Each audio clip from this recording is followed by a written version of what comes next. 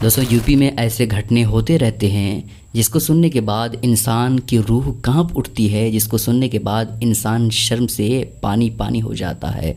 यह खबर दोस्तों आप सुनेंगे तो आप बिल्कुल चौंक जाएंगे कि ऐसे मामलात यूपी में ही क्यों होते हैं और पुलिस और प्रशासन इन जैसे लोगों पर सख्ती के साथ पेश क्यों नहीं आती है। मामला यूपी पीलीभीत का है, जहां पर 15 साल की इस नाबालिग बेटी के साथ 3 लोगों ने गलत काम किया। तीनों शख्स ने गलत काम किया, उसके बाद वो तीनों फरार हो गए। पुलिस ने इस पर क्या कहा वो भी आपको बताऊंगा, लेकिन कहने का मतलब ये है कि ऐसे लोगों को इतनी ज़्यादा हिम्मत और बहादुरी कैसे मिलती है कि 15 साल जो अभी बालिग भी नहीं हुई है उसकी उम्र ही क्या है, और लड़की की आप शक्ल सूरत और उसके जिस्म को देख करके अंदाज़ा लगा सकते हैं कि किस कदर लड़की को तकलीफ़ हुई होगी कि 3 दरिंदों ने उसके साथ गलत काम किया। खैर पुलिस वालों ने क्या कहा है आप सुनिए। हमारे मम्मी पापा बाहर गए थे, तभी हम दूसरा घर है मेरा एक, वही बाहर खेत पे, वहाँ घर पे से ही घुसे, तीनों लोग घुस गए, सोनू, अरविंद और एक मुस्लिम है फूल बाबू। और जैसे ही घुसे उसने मेरा मुंह दबा लिया, बलात्कार किया, गंदा काम किया हमारे साथ। तभी देखो हमारी बहन के बहुत देर हो गए, खेत पे देखा जाए, जैसे देखा विंडो में हमारी बहन परेशान हो रही थी, कहीं ये हम चिल्लाएंगे तभी ये हमारा मार ना डाले, तभी वो चिल्लाने, तभी वो भाग गए तीनों लोग। तभी हमारे मम्मी पापा बाहर से आए, हमने मम्मी पापा को बताई बात, तभी हमारे मम्मी पापा थाने गए, थाने ने पुलिस वाले ने कोई कुछ सुनी नहीं हमारी। जनपद पीलीभीत के थाना बिलसंडा क्षेत्र में बादनी के द्वारा अपनी नाबालिग पुत्री के साथ सामूहिक दुष्कर्म के संबंध में लिखित तहरीर दी। तहरीर के आधार पर थाना हाजापर आईपीसी की धारा 376 DA एवं 5G/6 पॉक्सो एक्ट के तहत मुकदमा दर्ज कराया गया।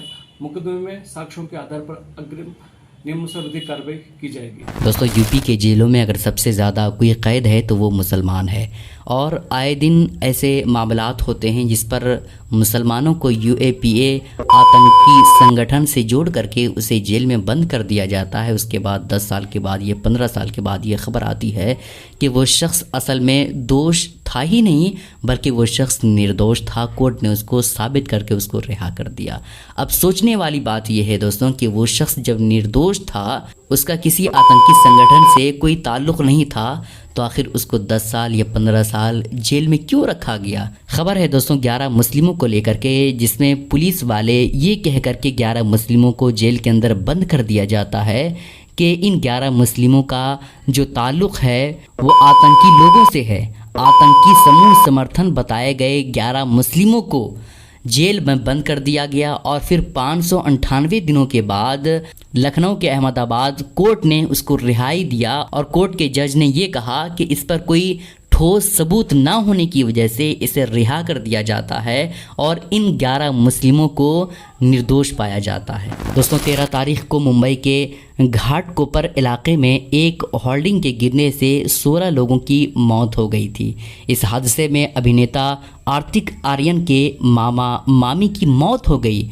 नरेंद्र मोदी जी ने इसी इलाके में 48 घंटे बाद रोड शो किया। इतनी दुखद घटना होने के बावजूद भी उन्होंने अपना रोड शो कैंसिल नहीं किया, और ना ही उन्होंने इस हादसे पर वहां पर कोई बात की, जबकि कार्तिक आर्यन के मामा मामी का शव 56 घंटे के बाद मिला। ये मरने वाले लोग किसकी लापरवाही से मरे हैं ये तो दूर की बात है, मगर मोदी जी का ये व्यवहार बेहद दुखद और चिंताजनक है। दोस्तों एक तरफ रोड शो चल रहा था तो दूसरी तरफ लोग अपने परिवार के जिस्म को ढूंढ रहे थे कि हमारे परिवार का जिस्म कहाँ पर पड़ा हुआ है, कहाँ पर हमारे रिश्तेदार के जिस्म की बॉडी बिल्कुल छल्ली छल्ली हो गई है, वो तलाश कर रहे थे। और दूसरी तरफ PM Modi, Narendra Modi road show में लगे हुए थे। ये बहुत ही ज़्यादा दुख की बात है दोस्तों।